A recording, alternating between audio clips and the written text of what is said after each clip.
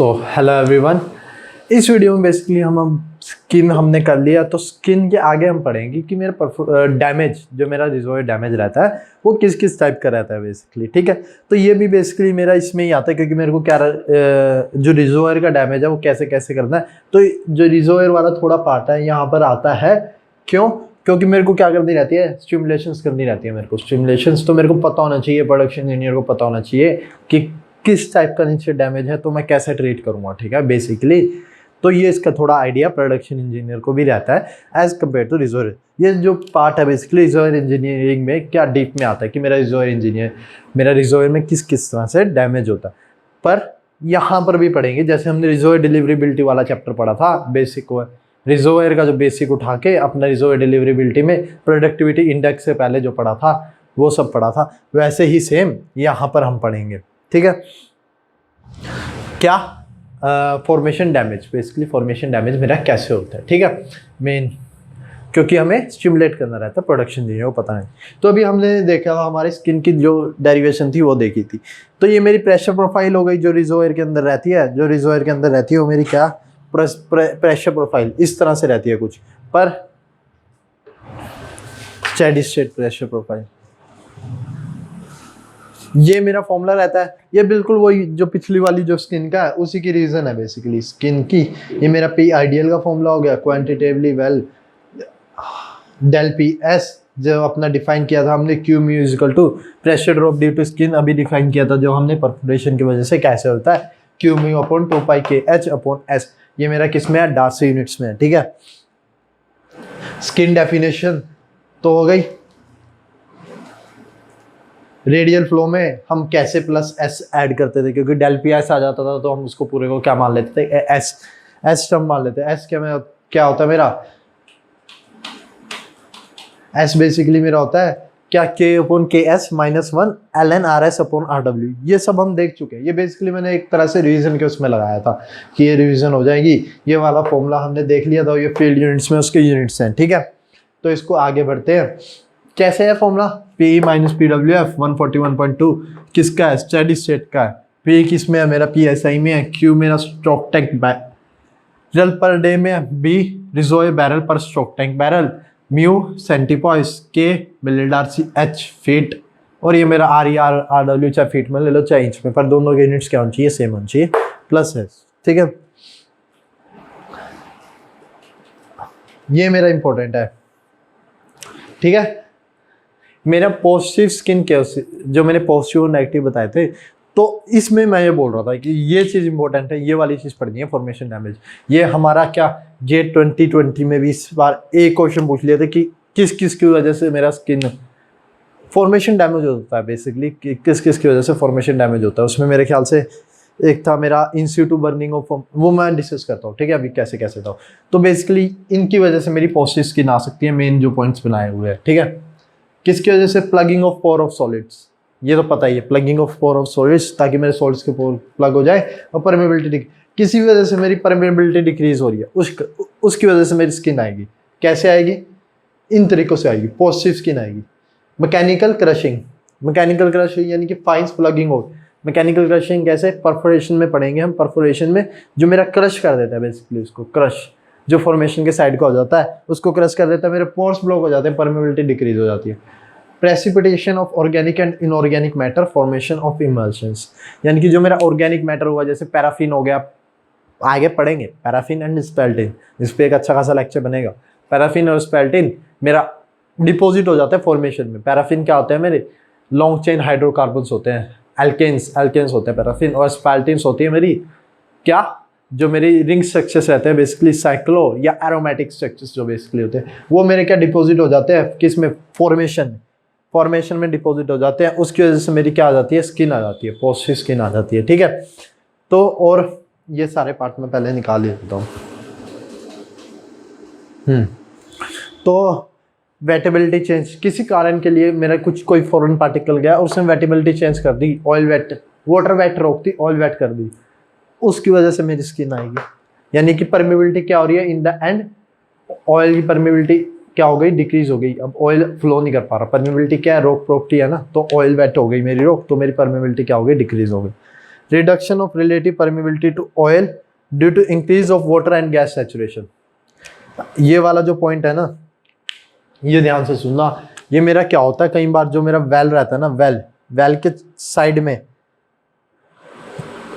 Water भर जाता है, वाटर आ जाता है और इसके पीछे ऑयल है, पर इसमें मेरा जो वेल के साइड में पानी जो फॉर्मेशन है, बेसिकली फॉर्मेशन क्या है, मेरी पोरस और परमिएबल एक तरह से ब्रेड टाइप ही तो है, तो उसमें मेरा क्या वाटर भर गया बेसिकली। आप सोचो पानी भर गया, इसमें मेरा क्या हुआ, मेरी टर्म्स रहती हैं के ओ, अगर आपने पढ़ लिया होगा अभी रिजर्वोयर में, के ओ के डब्ल्यू के जी। अब मेरी रिलेटिव परमिबिलिटी ऑफ के आर डब्ल्यू इंक्रीज हो गई, तो डिक्रीज कौन सी होगी, इसको कंपनसेट डिक्रीज करने के लिए मेरी ऑयल और गैस की परमिबिलिटी डिक्रीज होगी। इसको बोलते हैं वाटर ब्लॉक। वाटर ब्लॉक इसको बोलते हैं, मेरा वाटर भर जाता है तो मेरी रिलेटिव परमिबिलिटी ऑफ वाटर बढ़ जाती है और ऑयल की क्या हो जाती है, कम हो जाती है। उसकी वजह से मेरी क्या हो जाती है, स्किन हो जाती है, मेरी स्किन आ जाती है पॉजिटिव स्किन। परमिबिलिटी ऑयल की डिक्रीज हो गई, किसकी वजह से, वाटर की वजह से या गैस की वजह से। कैसे, अगर मेरी इसमें गैस कंडेंसेट बन गए, ठीक है, गैस कंडेंसेट बन गए तो मेरी पॉजिटिव स्किन आ जाएगी। Water block and gas condensate, ये 2 पॉइंट बोल दिए इस वाले में, ठीक है, 5th वाले। ये मैंने इतना जोर देके क्यों पढ़ाया, क्योंकि इस बार एक क्वेश्चन आया था, न्यूमेरिकल आया था कि फॉर्मेशन डैमेज गैस कंडेंसेट की वजह से भी होता है क्या। उसमें पूछा था, उसमें 4 ऑप्शन थे, तो उसमें एक ऑप्शन गैस कंडेंसेट भी था, पर बहुत अधिकतर बच्चों ने गैस कंडेंसेट नहीं मारता। उन्हें लगा था कि गैस कंडेंसेट से कौन सा स्किन आएगा, पर होता है गैस कंडेंसेट और वाटर अगर मेरा डिपॉजिट हो गया तो रिलेटिव परमिबिलिटी ऑफ ऑयल क्या हो जाएगी, डिक्रीज हो जाएगी। इसकी वजह से मेरी क्या स्किन आ जाएगी, ठीक है। टर्बुलेंस नेचर की वजह से ग्रोथ ऑफ बैक्टीरिया, अगर मेरे अंदर बैक्टीरिया बेसिकली जमा बढ़ने लग गया, डीपर वेल्स में नहीं आता मेरा ग्रोथ ऑफ बैक्टीरिया, मेरी ज़्यादातर शैलो वेल्स में आता है, क्योंकि डीपर वेल्स हाई टेम्परेचर पर रहता है, तो वहाँ पर बैक्टीरिया मेरा बेसिकली पोर्स होते हैं ना, उसको ब्लॉक कर देता है, which result in decrease in permeability. Clay swelling, clay swelling in the sense, ये तो अपना ड्रिलिंग में हमने पढ़ा ही होगा कि शेल जो रहती है मेरी क्ले रहती है, अगर उसमें वाटर आ गया तो क्या हो जाती है, एक तरह से स्वेल कर जाती है, फूल जाती है।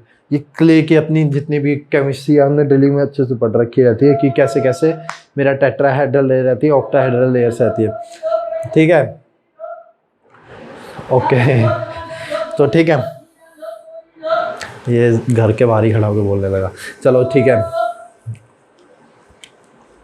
ठीक है। तो क्ले स्वेलिंग हमने पढ़ी रहती है, तो बेसिकली उसकी वजह से मेरी क्ले स्वेलिंग की वजह से मेरी क्या डिपोजिशन होती है, पॉजिटिव स्किन केस आ जाता है, ठीक है।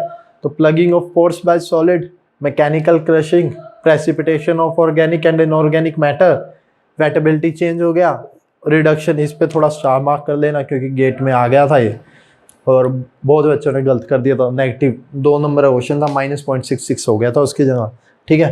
टर्बुलेंस हो गया, ग्रोथ ऑफ बैक्टीरिया हो गया और क्ले स्वेलिंग हो गया, ठीक है। तो ये मेरे क्या कहते हैं, basically positive cases of skin रहते हैं, ओके। इसमें कोई कंफ्यूजन नहीं रहनी चाहिए। Duster, okay.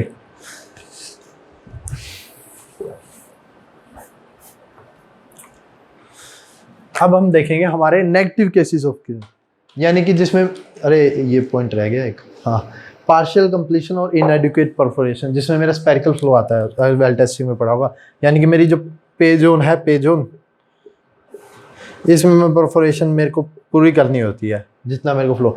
अगर मैंने इतनी परफोरेशन करी ना, थोड़ी सी, मान लो 2-3 ही परफोरेशन करी है और बाकी सारा खाली, तो मेरा इसकी वजह से भी एक तरह से स्किन मारते हैं इसको, क्योंकि मेरा ये ब्लॉक कर रहा है, बेसिकली एक बहुत कम ही किससे रिजर्वायर से अट्रैक्ट कर दे रहा है। तो एक पॉइंट रह गया था, 10th पॉइंट, ठीक है।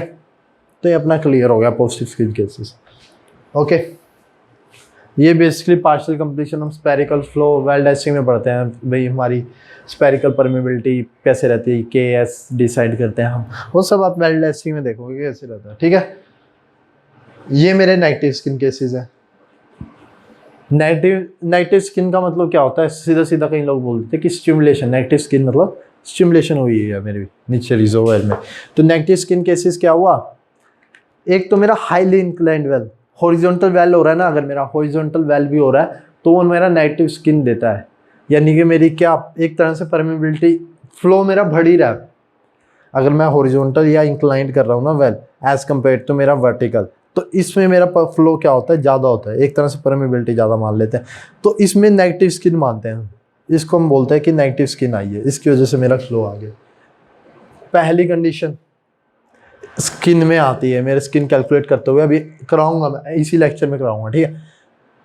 ये वाला टर्म भी कराऊंगा ऊपर वाला, अगर कंफ्यूजन हो। और नीचे मेरा स्टिमुलेशन, मैट्रिक्स एक्सिडाइजेशन, हाइड्रोलिक फ्रैक्चरिंग, इस पे तो एक अलग से लेक्चर बनेगा। मैट्रिक्स एक्सिडाइजेशन अपना एसिड पंप करते हैं, वो हाइड्रोलिक फ्रैक्चरिंग नीचे वाटर। इन दोनों पे मेरा एक क्वेश्चन पक्का ही रहता है, एक एक क्वेश्चन इन दोनों पे आना ही आना होता है गेट में, ठीक है। मैट्रिक्स एसिडाइजेशन और हाइड्रोफ्रैक, इन पे एक लेक्चर बनेगा, ठीक है। तो बेसिकली ये मेरे नेगेटिव स्किन केसेस रहते हैं, ओके। इनमें मेरी क्या परमेबिलिटी इंक्रीज होती है। ये इफेक्टिव वाल्व और रेडियस की डेरिवेशन क्या करा, एस था जो ln e s कर दिया, e की पावर माइनस एस नीचे आ गया, और आर डब्ल्यू डैश ये भी मेरा किसका, रिजर्वायर का ही पार्ट होता है। इफेक्टिव वाल्व और रेडियस हम जो उसमें कैलकुलेट करते हैं वेल टेस्टिंग में बेसिकली। ये वाला पार्ट भी मैंने पढ़ा दिया कि मेरा PWF आइडियल ऐसे रहता है, जो मेरी इनिशियल कंडीशन रहती है, थोड़े अगर मेरी स्किन आ गई तो नीचे की तरफ पॉजिटिव स्किन आई, अगर मेरी नेगेटिव स्किन आई तो ऊपर की तरफ शिफ्ट होता है। हमने डेल पी एस कैलकुलेट किया था, डेल पी एस की कैसे करते हैं इनके बीच का ये वाला term, del P S calculate किया था। हॉकिंस फॉर्मूला कौन सा हुआ, S equal to K upon K S minus 1 ln R S by R. जो मैंने पेन से कैलकुलेट किया था वो सब स्लाइड में लिखा हुआ, ठीक है। ये सब पेन से कैलकुलेट किया था, मतलब बोर्ड पे विदाउट प्रोजेक्ट। अब जो मेरा फॉर्मेशन डैमेज है उसको थोड़ा देख लेते हैं, मेरा कैसे कैसे रहता है, किस किस की वजह से होता है। जो अभी हमने 10 पॉइंट देखे थे जो पॉजिटिव केस आ रहे थे, ठीक है। तो जल्दी जल्दी देखेंगे, फालतू टाइम वेस्ट नहीं करेंगे। हमें बेसिकली इसमें मेरे को पता रहना चाहिए कि इस चीज़ की वजह से डैमेज हो जाए। इसमें मेरे को कोई पीएचडी नहीं करनी, गेट में कोई पीएचडी नहीं करनी। इसमें डेरिवेशंस रहती हैं, कैपिलरी की डेरिवेशंस रहती है, मेरी पोर प्लगिंग की डेरिवेशन, वो मेरे को कोई पीएचडी टाइप नहीं करनी। मेरे को गेट के हिसाब से पढ़ना है। गेट हमेशा किस पे, बेसिक्स पे पूछता है, कभी भी उस बाउंड्री को क्रॉस नहीं करना, ठीक है। बेसिकली आपको 100 में से 100 कभी नहीं मारना है गेट में, 100 में से 100। आपको टॉप 10 में भी आने के लिए मैक्सिमम क्वेश्चन अटेम्प्ट करने हैं basically. Last year 75 above top 10 था, इस साल 65 अबव टॉप 10 है, ठीक है। इतना डिफरेंस है देखो 10 मार्क्स का। यानी कि पेपर अगर डिफिकल्ट आया तो मेरे मार्क्स अपने आप क्या होंगे, चेंज हो जाएंगे। 75 अबव टॉप 10 था, इस बार 65 अबव टॉप 10। तो बेसिकली पेपर इजी आए डिफिकल्ट आए, आपका मेन एम क्या होना चाहिए कि मेरे को क्या मैक्सिमम क्वेश्चन अटेम्प्ट करने हैं गेट में। तो plugging due to solids, plugging due to solids most common problem रहती है, किन की वजह से होती है, वेलबोर फ्लूइड्स। वेलबोर फ्लूइड्स यानी मेरे कंप्लीशन फ्लूइड हो गया, ड्रिलिंग फ्लूइड। ड्रिलिंग फ्लूइड में मेरा क्या, बैराइट रहता है। बैराइट की वजह से मेरी क्या हो जाती है, प्लगिंग हो जाती है बेसिकली, मोस्टली कॉमन ड्यूरिंग। और बैराइट्स कंप्लीशंस, जो ड्रिलिंग में मेरा बेसिकली जो ड्रिलिंग रहता है, बैराइट वगैरह जो भी रहता है, वो मेरी क्या फॉर्मेशन को डैमेज करते ही करते हैं। ड्रिलिंग के वक्त तो मेरी डैमेज होनी ही है, उसको कोई नहीं। कंप्लीशन फ्लूइड भी मेरे डैमेज कर सकते हैं, पर कंप्लीशन फ्लूइड ज़्यादातर सॉलिड फ्री रहते हैं तो उतना डैमेज नहीं करते, ठीक है। उनको इसीलिए सॉलिड फ्री रखते हैं, ब्राइंस रखते हैं इस करके। जब मेरी कंप्लीशन फ्लूइड्स रहती हैं वो ब्राइंस रहते हैं बेसिकली, ठीक है। कंप्लीशन फ्लूइड से और डिस्पर्जन ऑफ क्ले, अगर मेरा वाटर से डिस्पर्जन ऑफ क्ले, वही वाला जो मेरा क्ले स्वेल हो गई प्रेजेंट इन द रॉक, मेरे क्या हो जाएंगे, प्लग हो जाएंगे पोर, ठीक है। प्रेसिपिटेशन ऑफ मिनरल्स यानी प्रेसिपिटेशन जो मेरा कैल्शियम हो गया। स्केलिंग बेसिस जो मेरा स्केल्स पे भी एक अलग से लेक्चर बनेगा, स्केल्स पे भी अलग अलग से स्केल क्या होता है, ठीक है। तो प्लगिंग मिनरल्स रहते हैं बेसिकली, जैसे मेरा सॉल्ट हो गया बेसिकली, ऐसे अभी के लिए आप ऐसे सोच लो, NaCl मेरा सॉल्ट हो गया, वो क्या होगा, मेरा प्रेसिपिटेट आउट हो गया, नमक हो गया। ओवर सैचुरेशन, ये वाटर है।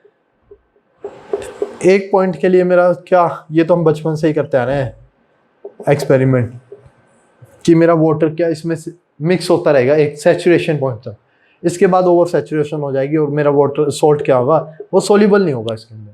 तो सेम मेरा नीचे रहता है फॉर्मेशन में, फॉर्मेशन में जो मेरा वाटर रहता है, ब्राइन रहती है। अगर मेरा कोई टेम्परेचर या प्रेशर, ये टेम्परेचर और प्रेशर डिपेंडेंट रहता है, उसमें कोई चेंज हुआ ना तो मेरी ओवर सैचुरेशन अगर आ गई तो मेरा वहाँ पे सॉल्ट क्या हो जाएगा, प्रेसिपिटेट आउट कर जाएगा। चाहे वो NaCl सॉल्ट हो, चाहे ये CaCl2 सॉल्ट हो, ये अलग से बन जाएंगे बेसिकली। NaCl क्या होता है, अपना नमक ही तो होता है, वो बेसिकली नीचे, वो मेरा क्या कर देगा, पोर्स को प्लग कर देगा। प्लग ग्रोथ ऑफ बैक्टीरिया, वो भी मेरा क्या कर देगा, पोर्स को ग्रोथ ऑफ बैक्टीरिया मैंने अभी डिस्कस किया था, वैसे मेरा क्या हो जाएगा, प्लग हो जाएगा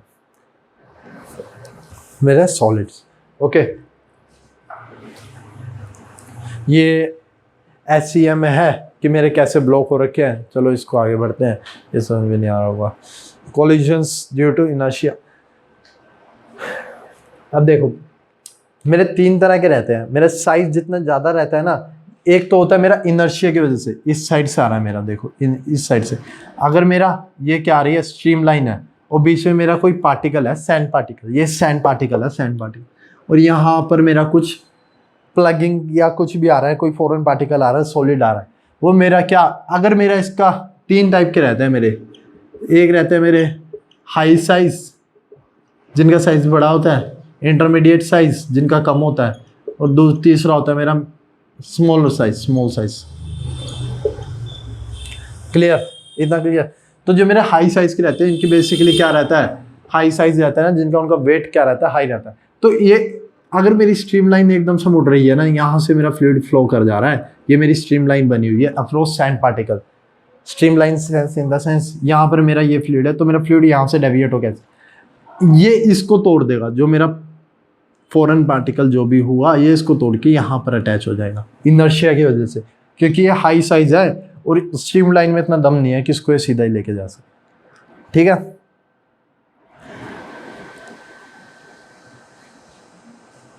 collision due to inertia, collision due to gravity. Gravity की वजह से मेरा नीचे की तरफ उसके ऊपर सैंड ग्रेन की तरफ बैठ जाता है। ये मेरी क्या, वही पार्टिकल हुआ, स्ट्रीम फ्लो यहाँ से हो रहा है, पर ये ग्रेविटी नीचे की तरफ ग्रेविटी एक्ट कर रही है। ओके, और ये मेरा क्या, ब्राउनियन मोशन, जो मेरा सबसे छोटे पार्ट होते हैं ना, ब्राउनियन मोशन क्रिएट करते हैं। Brownian motion in the sense हमने पता ही, वो कहीं पे भी किसी भी डायरेक्शन में जा सकते हैं, वो किसी भी पार्टिकल से, वो स्ट्रीमलाइन को फॉलो नहीं करते। ये देखो ये पार्टिकल को बना हुआ है ऐसे ऐसे, स्ट्रीमलाइन है मेरी। स्ट्रीमलाइन कैसे है, देखो यहाँ पे देखो, स्ट्रीमलाइन तो मेरी स्ट्रेट है, स्ट्रीमलाइन मेरी स्ट्रेट है ऐसे, और मेरा पार्टिकल ऐसे ऐसे, कहीं से भी जितने स्मॉल होंगे वो कोई सा भी, और जहाँ टकराया वहीं पे क्या हो जाएगा, डिपॉजिट हो जाएगा। इंटरमीडिएट की बात करते हैं। इंटरमीडिएट मेरा रहता है, इंटरमीडिएट मेरा स्ट्रीमलाइन को फॉलो करता हुआ निकलता है। अगर यहाँ पर इसका जो मेरा ये है ना, ये बड़ा हुआ, इतना बड़ा हुआ कि स्ट्रीमलाइन को, सैंड ग्रेन को टच कर गया, इंटरमीडिएट मेरा स्ट्रीमलाइन को फॉलो करता है। पर अगर इतना बड़ा हुआ कि मेरा सैंड ग्रेन को टच कर गया, तो वहीं पे क्या हो जाएगा, स्टिक हो जाएगा बेसिकली। ठीक है, वहाँ पे क्या हो जाएगा, डिपॉजिट हो जाएगा। तो इस तरह से मेरे डिपोजिशन होते हैं।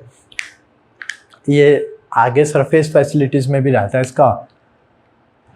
बेसिकली साइड में कोने में कहीं पे छोटा लिख लेना, मिस्ट एक्सट्रैक्टर,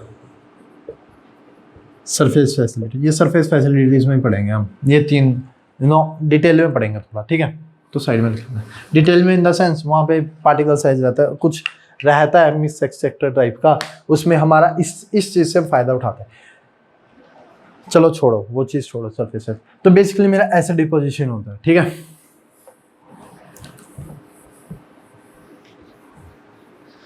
आगे बढ़ते हैं। तो ये मेरा क्या हो रहा है, मड पार्टिकल्स। ये बेसिकली बताने की कोशिश की गई है कि मेरा डैमेज कैसे होता है, ड्रिलिंग में कितनी डीप तक जाता है। तो मेरा ये मड पार्टिकल्स बना हुआ है, मड केक बना हुआ है, और ये जो फॉरेन पार्टिकल्स हैं पोर्स के अंदर क्या गए हुए हैं, क्या डिक्रीज कर रहे हैं, पोर ब्लॉक कर रहे हैं। ये जो छोटे छोटे पार्टिकल्स हैं, बड़े पार्टिकल्स हैं, ये फॉर्मेशंस ग्रेन है, और बीच में जितने भी पोर्स हैं किसने कल प्लग कर दिए, मड ने। ये सिंपल दिखाने की कोशिश की गई है कि मेरा कैसे फॉर्मेशन डैमेज होता है। ठीक है, फाइंस मोबिलाइजेशन।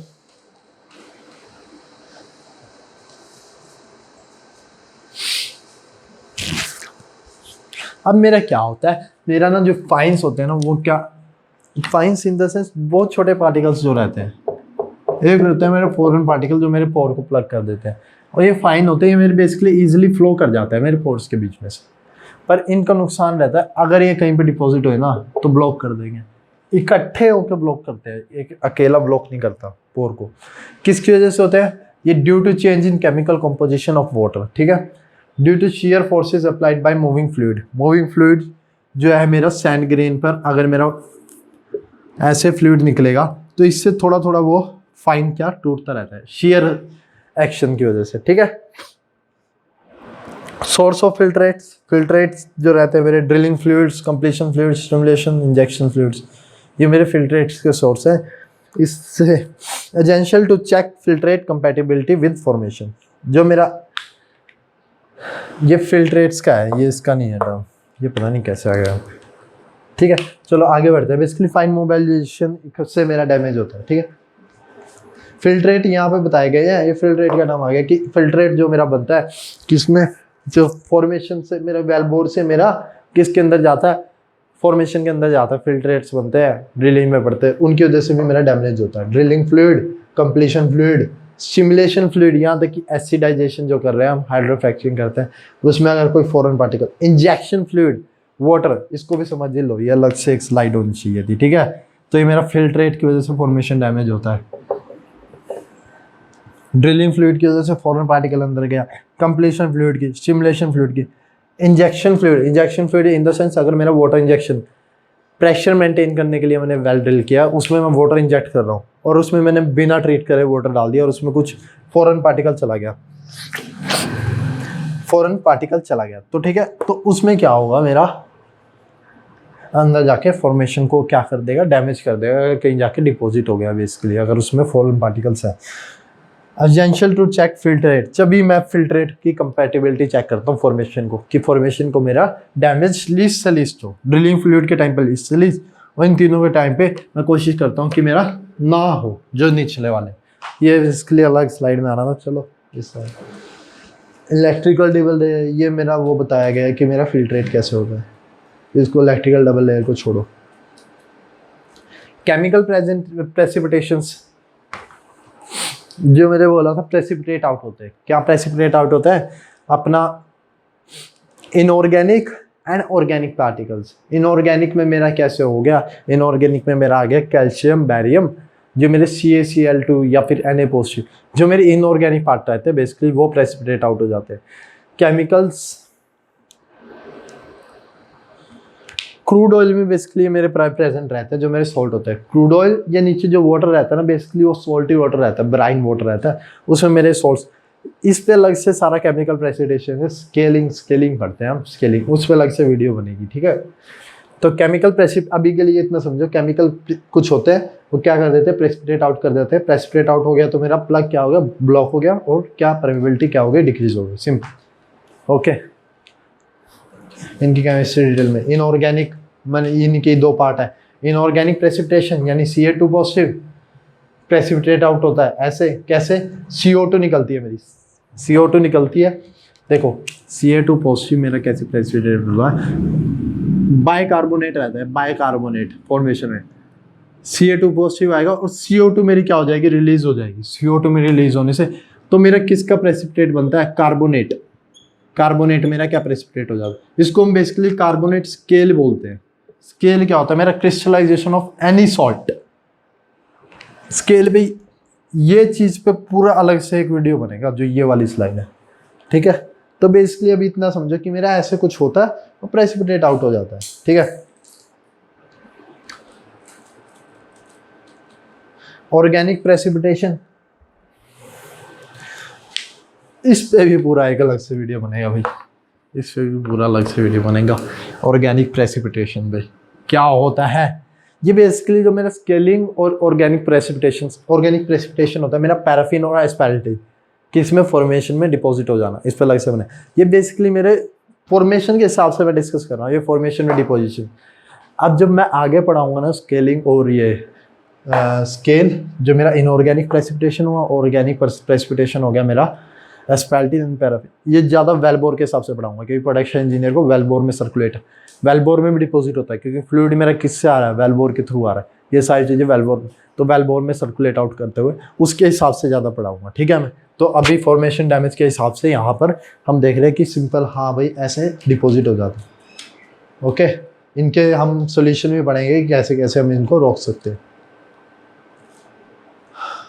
हाँ, फ्लूइड डैमेज जो मैंने बोला था, वाटर ब्लॉक हो जाता है, या फिर आपके गैस कंडेंसेट बन जाते हैं, तो इमल्शंस आ गया, रिलेटिव परमेबिलिटी और वेटेबिलिटी। इमल्शंस की वजह से मेरा जो फॉर्मेशन ब्लॉक हो जाती है, या फिर रिलेटिव परमेबिलिटी वाटर ब्लॉक में किस तरह से डिक्रीज होती है उस हिसाब से, और वेटेबिलिटी चेंज। तो change in the formation oil can cause increase in apparent viscosity, viscosity increase हुई यानी कि मेरी इमल्सिफिकेशन हो गया, डिक्रीज इन इफेक्टिव परमेबिलिटी, ये आ गया देखो water block.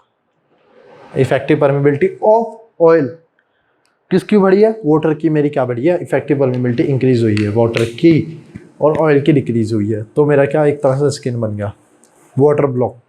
Water in oil emulsion order of magnitude higher than oil viscosity yields test to be overcome to flow typically caused by mechanical mixing dispersion।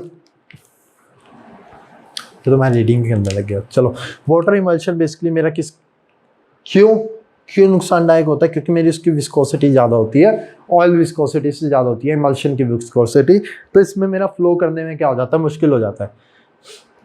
Yield stress मेरे को क्या overcome करना पड़ेगा, flow create करने के लिए। Flow होना basically मुश्किल हो जाता है। यील्ड स्ट्रेस पहले कम था, अब ज़्यादा है। Typically caused by mechanical mixing dispersion one phase into another phase but in formation. Water और कैसे बनती है, वाटर और ऑयल, एक फेज मेरा ऑयल हो गया, एक फेज मेरा वाटर हो गया, और एक फेज मेरा गैस हो गया। यानी वाटर और ऑयल के मिक्स होने से मेरी क्या बनती है, इमल्शन बनती है। वाटर और ऑयल के मिक्स होने से मेरी इमल्शन बनती है। ठीक है, likely form by surfactant of fine stabilisation small droplets. ठीक है, सर्फेक्टेंट बेसिकली मेरे स्टेबलाइजेशन पार्ट रहते हैं। EOR में पढ़ते हैं हम इसकी केमिस्ट्री की, सर्फेक्टेंट मेरी कैसे कहते हैं। बेसिकली सर्फेक्टेंट में मेरे क्या, एक रहता है मेरा हाइड्रोफिलिक पार्ट और एक रहता है मेरा हाइड्रोफोबिक पार्ट, ऐसे कुछ करके रहता है। हाइड रहता है एक प्लस, एक रहता है मेरा नेगेटिव, एक रहता है मेरा प्लस, यानी कि एक मेरा जो नहीं सॉरी ये प्लस माइनस ऐसे करके। तो मेरा एक हाइड्रोफिलिक पार्ट रहता है, एक हाइड्रोफोबिक पार्ट रहता है। तो हाइड्रोफिलिक पार्ट मेरा वाटर के साथ जाके अटैच हो जाता है और हाइड्रोफोबिक ऑयल के साथ। तो दोनों को मिक्सचर एक तरह से मिक्स कर देता है, स्टेबलाइज कर देता है, तो वहाँ पे इमल्शन बन जाती है। ठीक है, सर्फेक्टेंट इंजेक्ट करते हैं बेसिकली। इनको डीप में पढ़ेंगे हम कैसे कैसे सर्फेक्टेंट, EOR में किस किस तरह के सर्फेक्टेंट रहते हैं। ठीक है,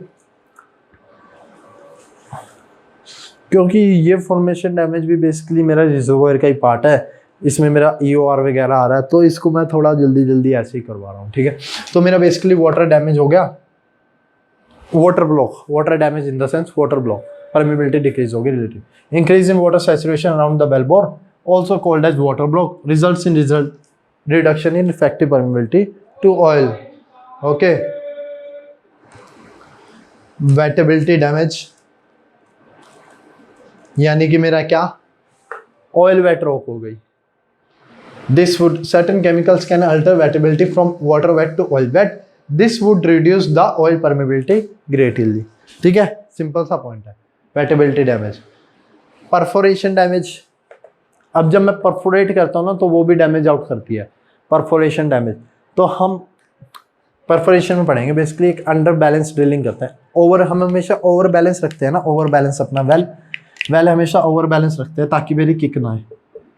परफोरेशन के टाइम पे मैं अंडर बैलेंस ड्रिलिंग परफोरेट, वैसे ओवर बैलेंस परफोरेशन भी होती है, पर मेरा रिजर्वोयर डैमेज ना हो तो उसके लिए अंडर बैलेंस, अरे छोड़ो यार ये वाली चीज़ छोड़ो, परफोरेशन में डिस्कस करेंगे कि अंडर बैलेंस ड्रिलिंग क्यों करते हैं। ठीक है, तो बेसिकली मेरी जो परफोरेशन होती है तो वो क्या होती है, होल होती है। Hole, we have to create the hole in the formation. Okay, formation में होल बनाना होता है, तो ये मेरी डैमेज आउट कर देती है इस फॉर्मेशन को, साइड से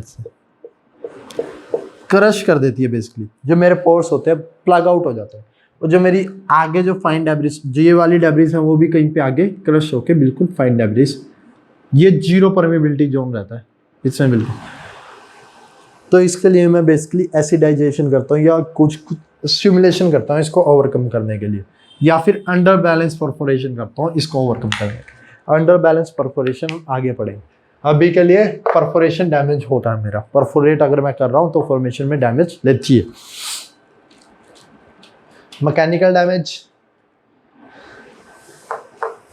इन द सेंस मेरा जो वेलबोर है उसकी फॉर्मेशन मेरी क्या हुई, वीक थी, तो मैंने खुला छोड़ दिया, ओपन हॉल कंप्रेशन कर दी, मेरे कोलैप्स हो गई उसकी वजह से। या फिर कोई मेरा फॉरेन पार्टिकल जैसे कि अपना किसी भी, बेसिकली मेरी जो परफोरेशन है ना वो भी मैकेनिकल डैमेज है, क्योंकि मैकेनिकल्स की वजह इसकी वजह से हो रही है मेरी वो परफोरेशन जो मैं बाहर से कर रहा हूँ, ठीक है।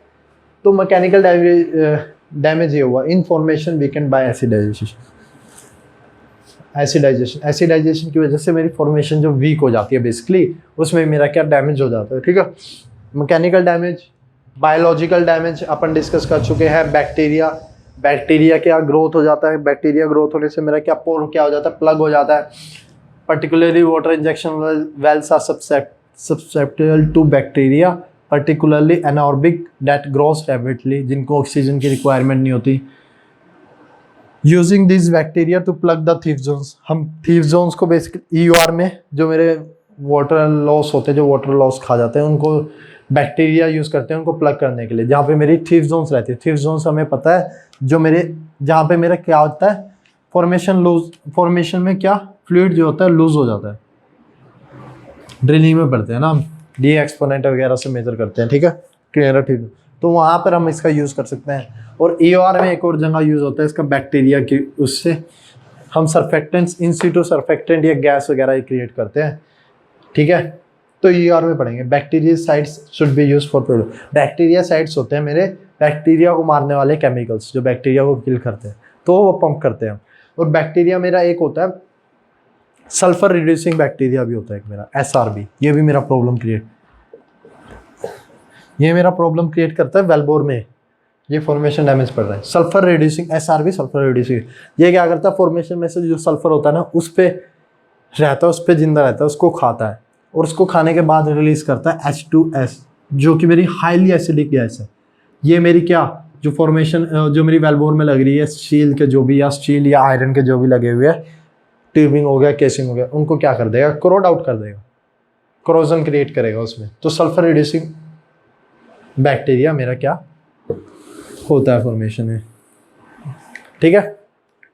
डीपर वेल्स में मेरे बैक्टीरिया नहीं होते क्योंकि वहाँ हायर टेम्परेचर है। Damage during drilling damage, completion damage, production damage, injection damage, हर एक स्टेज पे मेरा फॉर्मेशन में डैमेज लेती है। ड्रिलिंग डैमेज मड आता है, कंप्लीशन डैमेज कंप्लीशन फ्लूइड्स की वजह से, प्रोडक्शन डैमेज परफोरेशन वगैरह करता हूँ मैं, इंजेक्शन डैमेज जब मैं वाटर इंजेक्ट कर रहा हूँ इसमें फॉरेन पार्टिकल गया मैं, या फिर परमेबिलिटी अल्टर कर दी उसने फॉरेन पार्टिकल ने, तो मेरा क्या डैमेज हो जाएगा फॉर्मेशन में। ये मेरा डिटेल में डिस्कशन है। ड्रिलिंग डैमेज किसकी, ये सब मैं अभी बोल चुका हूँ बेसिकली क्या किस किस वजह से होता है। इन्वेजन ऑफ ड्रिलिंग फ्लूइड्स, ठीक है, इनकी वजह से होता है। अप टू 1 फीट तक की जाती है मेरी डेप्थ ऑफ इन्वेजन, जो अपना रहता है, जैसे अपना लॉगिंग टूल जितना मेजर करता है इतनी तक ही होती है मेरी depth of invasion. Drilling damage के बारे में थोड़ा डिस्कस डिटेल में, इतना अपने को डिटेल में जाने की जरूरत नहीं है क्योंकि ड्रिलिंग डैमेज के बारे में बहुत पढ़ चुके हैं। कंप्लीशन फ्लूइड ड्रिलिंग में बहुत पढ़ चुके हैं ड्रिलिंग डैमेज के बारे में। कंप्लीशन फ्लूइड्स मेरा किसके लिए होता है, cements, perforating fluid, simulation fluids, ये अपने कंप्लीशन डैमेज होता है कंप्लीशन फ्लूइड के वजह से। ये मैं जल्दी डिस्कस कर रहा हूँ, इतना ही पढ़ना है। इसमें ये वाले जो टर्म है ना जो नीचे लेस देन 2 ppm 2 micro इन्हें याद नहीं करना, जल्दी डिस्कस कर रहा हूँ क्योंकि वीडियो लंबा हो जाएगा। और सिंपल इतना ही पढ़ना है जितना मैं जल्दी डिस्कस कर रहा हूँ, फालतू कोई PhD नहीं करनी है आपको इस पर, ठीक है, कोई ज़्यादा डीपर में नहीं जाना। स्टिमुलेशन फ्लूइड्स की वजह से जो डैमेज हो गया मेरा, एक इस तरह का भी डैमेज रहता है, एक और तरह का डैमेज है। स्टिमुलेशन फ्लूइड बेसिकली मैं एसिड पंप करता हूँ नीचे फॉर्मेशन में, या हाइड्रोफ्रैक करता हूँ अपनी परमेबिलिटी इंक्रीज करने में। पर कई बार क्या होता है, वो जो एसिड होती है ना जो मेरी, वो जो मेरा फ्लूइड रहता है ना, मेरा नीचे फॉर्मेशन फ्लूइड रहता है जो बेसिकली फॉर्मेशन होती है जो मेरी, उसकी फॉर्मेशन की स्ट्रेंथ को कम कर देता है, वीक कर देता है, फॉर्मेशन की स्ट्रेंथ को वीक कर। तो एसिडाइजेशन करी, मेरे को लगा परमेबिलिटी इंक्रीज होगी, फॉर्मेशन की स्ट्रेंथ उल्टा क्या हो गई, वीक हो गई, और फॉर्मेशन कोलैप्स हो गई। मेरी जो पोर्स जितने भी ओपन थे वो उल्टा और ज़्यादा प्लग हो गए, और परमेबिलिटी और ज़्यादा क्या हो गई, डिक्रीज हो गई, इंक्रीज होने की जगह। तो ये तरह से मेरा डैमेज भी होता है स्टिमुलेशन की वजह से, इसका भी ध्यान रखना होता है मेरे को, ठीक है।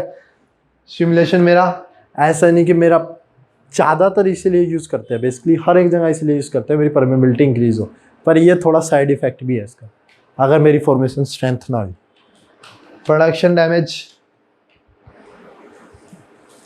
वाटर वेट से मेरी वो ऑयल वेट पे शिफ्ट हुई तो कैसे होगा production damage.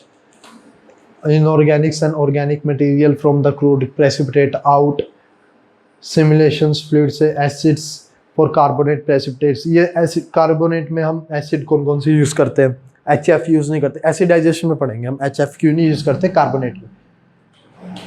Injection damage, injection fluid का एक वो होता है कि मेरा जो इंजेक्शन फ्लूइड में है ना, जो मेरा जो बाहर के जो सॉल्ट्स वगैरह हैं उनका पार्टिकल बहुत छोटा होना चाहिए ताकि वो फॉर्मेशन को डैमेज ना हो। यूजली लेस देन 2 माइक्रोमीटर से ज़्यादा होना चाहिए जो उसमें सस्पेंडेड, वरना उसको फॉर्मेशन को क्या डैमेज करेंगे। ठीक है, सिंपल। वरना ग्रोथ ऑफ बैक्टीरिया मेरा एक होता है इंजेक्शन फ्लूइड से। मेरा अगर मैं बाहर की कोई चीज़ अंदर डाल रहा हूँ तो बेसिकली मेरा बैक्टीरिया भी अंदर क्या होगा, ग्रो होगा। ठीक है, और मेरा जो इनऑर्गेनिक पार्टिकल्स हैं वो प्रेसिपिटेट आउट हो जाएंगे।